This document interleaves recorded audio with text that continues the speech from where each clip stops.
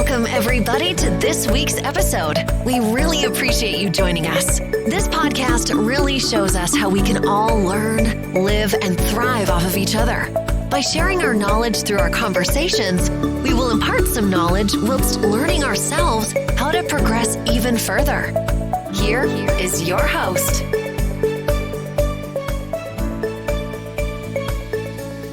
Hey creators, this is Roland here, and welcome to the Writers Creator Space, a space where you as an author or aspiring author can get inspiration, advice, tips, and encouragement on your self-publishing journey. This is episode 23, and today I want to talk about ideas. We all have ideas about the type of writers we want to be, or the type of writers that we are, the type of success we can achieve, like what is possible and what is not possible, and so much more. But I want to ask you a question, and that question is, who has given you the ideas you are currently holding up for yourself? And are they positive or negative? And what I mean by that is, are they ideas that are propelling you forward, or are they tearing you down? Are they building you up and pushing you to be all that you can be and achieve all that you want to achieve? Or are they discouraging you, and are they tearing you down and getting you into a space where you don't think that you can achieve some things, right? So that's what I mean. And are you intentional about giving yourself positive, healthy ideas about your writing career? Positive, healthy ideas about what is possible for you, what you want to achieve? Or do you simply run with ideas people give you without even questioning them, even though they might be destructive, even though they might be tearing you down and just bringing you to a place where you don't think you can accomplish much, right? So that's what I want to talk about. But before I do, let's get into my personal writing news. Now, I was listening to a podcast this past week, and the author being interviewed was speaking about creating a creative space, no pun intended, for themselves to write in. Now, they were talking about the difficulty and the challenges that they were facing in trying to be creative at home, and they were just going through like the pandemic and how they were forced to stay at home, and they could not go to their favorite coffee shop or a garden or like a public area to do writing or wherever it was that they had to write. And because of the pandemic, they had to be restrained and stay at home and do all their work there. But they found out that being at home and not changing anything was actually bringing some problems with their creativity, and they had to find ways, and they had to be creative in trying to find a creative space in this familiar environment that is full of, at times, tension, and at times full of just things, right? I mean, like your normal life is there. There's things going on, and it's hard to think and it's hard to be creative. So what they did was they actually, in their space, they looked at places in their home where they could write and where they could a place that they could help them get into the mindset of writing and not take this whole journey of trying to just get into the zone of writing, because I mean that can be even a challenge on its own. So this author was going through this and explaining how, as they did that, it helped them a bit, like just cultivate the creativity and encourage the creativity in them as they created this separate place in their home to write and to be creative. So I listened to this and I thought, I'm going to do this. So that's what I did. I then looked for a space in my house, and I did not think about this. I thought, man, I didn't think about creativity in this way, and I just thought I'm just gonna try and push in my space and write, and never really thinking about my creative space, and just trying to think, okay, where am I writing and what spurs my creativity, and am I doing everything to nurture and encourage my creativity? So I was so excited, and I made some space in my house. I got a table and I got a chair, and yeah, it's still in my house, but it's separate. It's away from the familiar, like from the sitting room or whatever, or the dining room. So it's completely separate, and now I am testing out this theory. So I will definitely keep you updated about the progress that I am making in that. And I guess in a few weeks, I'll let you know, but I am pumped that I've got this, and I'm just intrigued at the results this should do, because I want to write every day, and currently I am not. And that's the goal, is like, as I am a writer, I need to get into the habit of writing every day, and I want to write every day, and it's been hard, and I didn't think that the space contributed to that. So anyway, I will let you know about that, and in a couple of weeks. And I mean, and to also encourage you, if you also are having the same issues, or if you already have a space of your own at home and you've had to be creative about where you do your creativity, or you're creating things, or you're writing things, let me know. I would love to hear what you're doing and what is working for you. So anyway, that's it for my personal writing news. Let's get into the main topic.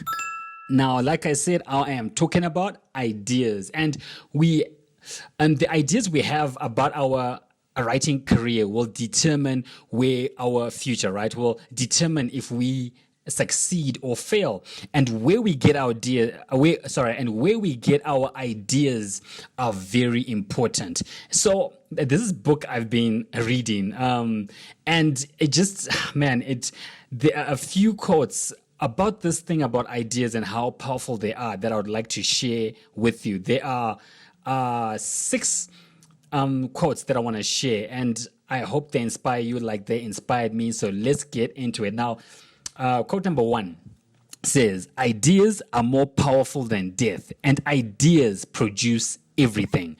Number 2, "The most difficult thing to fight against is an idea."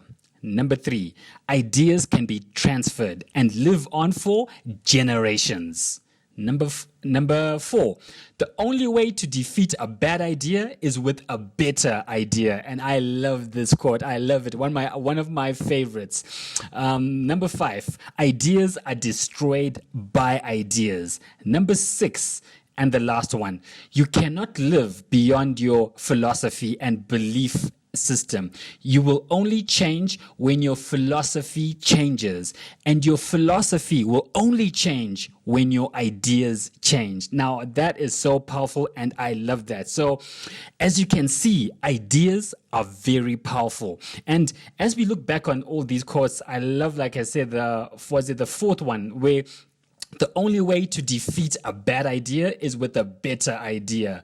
And that last quote, I love all that. And I think that as a writer, you need to take stock of the ideas you have, and also look at where you are getting your ideas from, because that is so important. And that, like I said, will determine whether you succeed or fail, because negative and destructive ideas must go.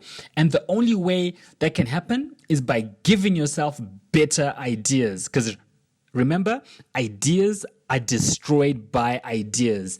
So as a writer, you need to get into the habit of giving yourself good or great ideas of what is possible for you and what you want to achieve in your writing career and even in your life. I mean, this applies to all of your life, and this is so important because there is so much info out there, and it's easy to pick wrong ideas and to get them from the wrong source and make them your own. But you know what? It's time to give yourself better ideas. And like I said, and why I love that quote number 4, where it says the only way to defeat a bad idea is with a better idea, is because that even though you may have a wrong idea or a bad idea about what you want to do or what you want to achieve, it can be changed. It's not too late, and it's not permanent. Ideas can change. So give you an example about me, because for a huge chunk of my life, I lived by other people's ideas of what was possible. And believe me, that is not a place you want to be. I did not know I could give myself better ideas. And then even that time, I hung around the wrong crowd, and which made things worse for me. But that is not the case anymore. And a lot has happened to change that. And there is not nearly enough time now to get into the how it happened. But the good news is bad ideas can change, and the wrong ways of thinking can change. And it takes time, right? But again, it's as we intentionally give ourselves good ideas, as we intentionally hang around with the right crowd. It's when we intentionally look at our sources and almost take stock of, okay, this is not good for me, or this is good for me. I'm going to listen to this. I'm not going to listen to this, and I'm going to cut this off. So there are some things that need to be cut off when we are talking about ideas, because ideas are powerful, and ideas will determine everything about your life. So as I conclude, I want to encourage you to take stock of the ideas you hold about your writing career and about yourself as a person. If, for example, if you not for me.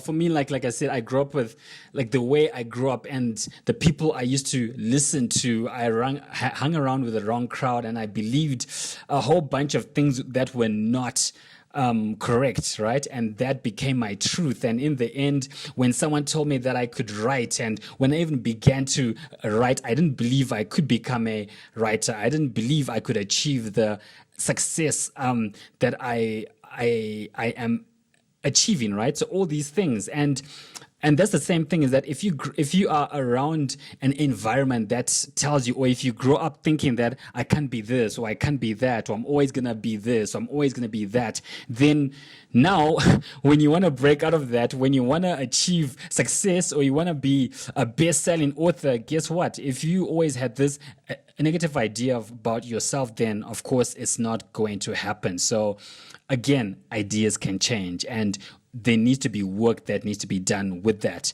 So like I said, I want to encourage you to take stock of the ideas you hold about your writing career. It's also good to know, like I said, that bad ideas can change, and you don't have to let a bad idea stay. Ideas are destroyed by ideas.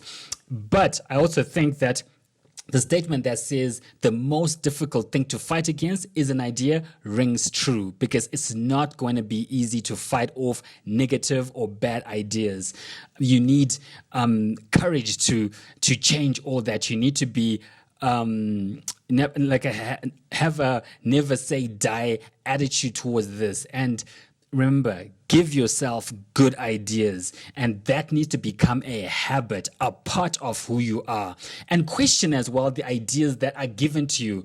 If an idea doesn't grow you, challenge you, encourage you, and motivate you to pursue your goals and be all you can be, then dump it. Don't entertain it. So on that note, I have come to the end of this episode. What are your thoughts on what I've been speaking about? Where were you challenged? What kind of ideas are you holding on to in regards to your writing career? I would really love to hear from you. And you can either email me, or you can reach out to me on my Facebook page. My contact details, again, will be in the episode show notes. So with that, I will see you in the next episode next week. And remember, you have something worth sharing. Loved what you've heard on this week's episode? Well, the answer is simple. It would mean the world to us if you could head over to iTunes and leave us a 5-star review and feedback. Spreading the word really is the best way to grow our podcast and achieve even greater things. Thank you.